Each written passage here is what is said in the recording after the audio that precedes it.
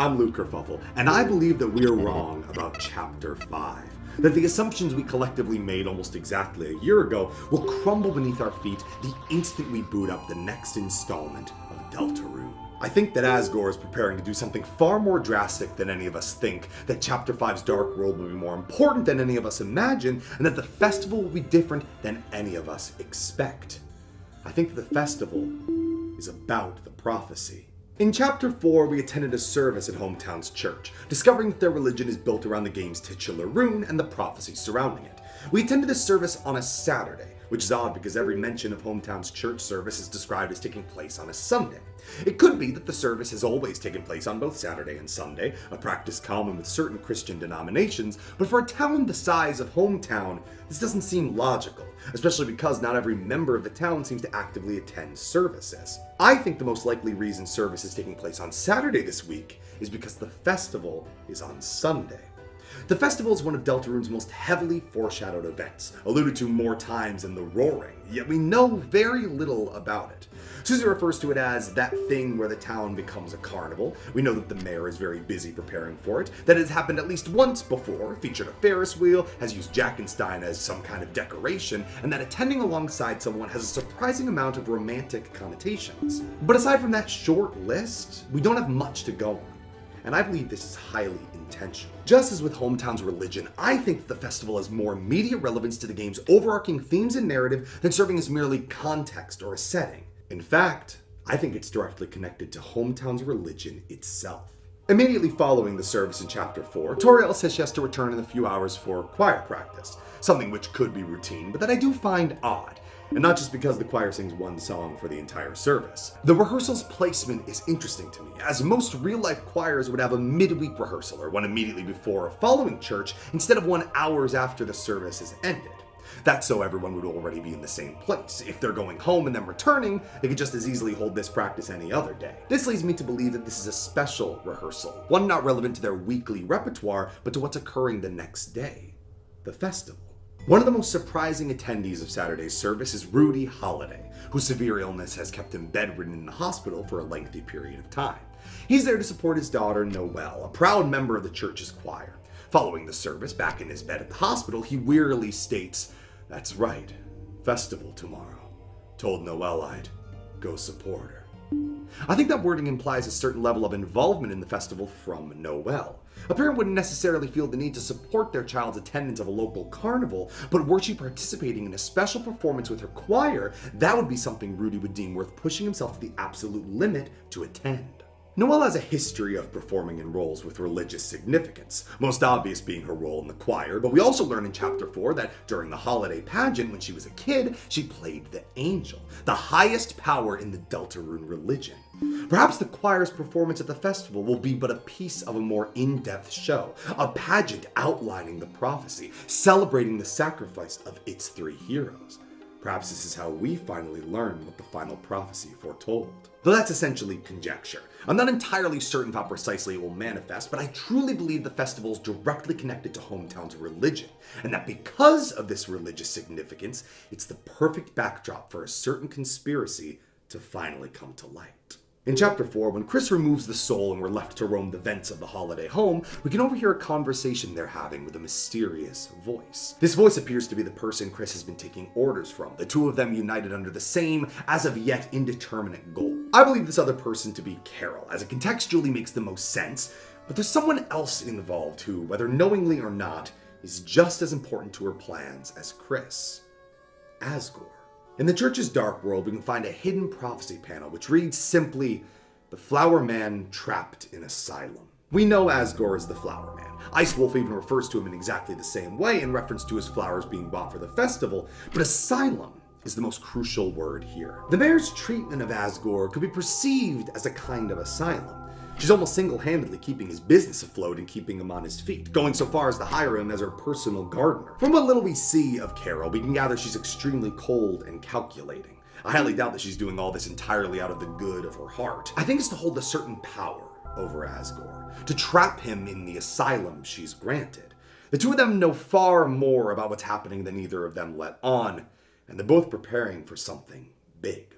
Back at the holiday house, we can make our way to a room where Asgore stands in complete darkness, speaking to seemingly no one as he says, "We're almost there, aren't we, old friend? This time for sure, Tori will finally see what really happened. That I just wanted to protect everyone. And this time she'll have to believe me, they all will. Then, we'll all be a happy family again, won't we? It sure is beautiful, isn't it? This black shard." We know what this black shard is. It's a piece of the Roaring Knight's sword. How did Asgore get his hands on such an item? One we only get after a brutally intense battle with the Knight. Well, the Knight seems to be in some form of cahoots with Chris and, as such, Carol. That is, if the Knight isn't Carol herself. Though I don't think Asgore is knowingly working with the Knight. And not to undermine his vast strength in Undertale, but without the presence of the soul, I don't think he would get as far in a one-on-one encounter with the Knight as we had to get to obtain the shard. I think Carol staged an encounter between Asgore and the Knight as a part of her plan to manipulate Asgore. The very nature of him having the Black Shard and using its proper title proves Asgore has knowledge of the Dark World, and has as such entered them before. The prior experience colors the nature of his plan. He says, "She'll have to believe me, they all will."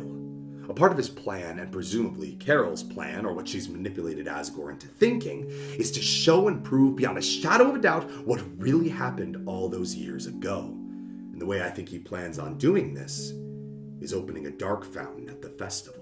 Later in Chapter 4, during the secret fight with Gerson, he lays out the contents of his series, Lord of the Hammer, a series inspired by the prophecy which shapes the story of our Deltarune. When he gets to Chapter 5, he states, "Chapter 5, the field of pink and gold. The vast garden is charred in an inferno of jealousy." To the left of hometown, past the police station, there's a blocked-off section of road which I believe leads to where the festival will take place, a large field outside of town. A field which will be filled with Asgore's flowers. As we see from earlier chapters, Gerson's descriptions of his story's chapters are never one-to-one with what occurred in our story. They're more analogous. Stopping the dragon was us stopping Susie from acting violently. The heroes doing battle in chariots was the fun gang fighting in roller coaster cars. Likewise, I think the vast garden is charred in an inferno of jealousy isn't quite so literal. I believe the vast garden is the festival, and I believe the inferno of jealousy is a dark fountain. When dark fountains are created, they evoke imagery of both water and fire. Upon plunging the sharp object imbued with their will into the ground, the lighter becomes enveloped by a pillar of brilliant, blinding light, which slowly inverts into deep, impenetrable darkness. But then, instead of the fountain flooding the space, filling it like water, it slowly descends from the ceiling in the same manner smoke does. This naturally leads to the question, what would happen if a dark fountain was opened outside? I think the key word in Gerson's description is inferno. I believe a dark fountain opened outside would spread similar to a forest fire, starting small but enveloping the surrounding area as it expands. It would then be a race against the clock as our heroes rushed to seal the fountain before all of hometown and subsequently the world was enveloped in darkness, before the roaring became unstoppable. The theory I'm proposing is that Asgore will take his black shard and use it to open a dark fountain in the middle of the festival, to prove to everyone the truth of whatever happened all those years ago. And I believe he will do this during the pageant outlined in this video's intro. The moment where all of hometown is gathered to recognize the prophecy, the moment where Asgore fulfills his role in it. But that's only the beginning. Here's a sampling of some other Chapter 5 theories I wanted to include in this video, but didn't feel were quite as compelling as what's present. Asgore's old friend is literally Image Friend, an entity assuming the form of his imaginary friend from childhood to coerce him into unknowingly starting the roaring, and Carol is using Asgore as essentially bait for these darker forces. I think Friend will be introduced in the Chapter 5 Dark World, starting off as someone unrecognizable before revealing their true nature. Also, I believe Des disappeared on a festival night. Lost where the force would row, the children followed the pointed tail is referring to Des and someone else, most likely Chris, getting lost in the festival's field and led astray by one of the aforementioned darker forces, most likely Friend. That's why Carol is so desperate to line everything up with the festival, which already has religious significance which I think applies to the darker forces as well, hence why Des might have been taken on that night. All of these wild theories to say, I believe Chapter 5 is going to play out in a very different way than any of us suspect. I think many aspects of this theory will prove to be incorrect, and that's the point. I think that's what's most fun about theorizing. What theorists don't want to admit is that we're all just making fanfic. I think that's what makes it so fun. Theorizing should be done out of love for the story that presently exists and excitement for wherever it goes, not just for our version of it. I hope this video can serve as a reminder to temper our expectations. Expect the unexpected and just enjoy the ride when Chapter 5 releases. And hey, when it's done, we'll reconvene here with many, many more theories, each wilder than the last. Until then, my fellow theorists, thanks for watching. Over the outro, I'm gonna do an unscripted segment about Remoraid, because he's the only thing on the screen that's not Deltarune other than, the laptop. Remoraid is the best Pokemon. I mean, he's a water gun. He's a water gun, and they decided, we're gonna turn that into a fish. That's so good. That's so good. That's ingenious. And I love him. He's my little guy. If you don't love Remoraid, unsubscribe.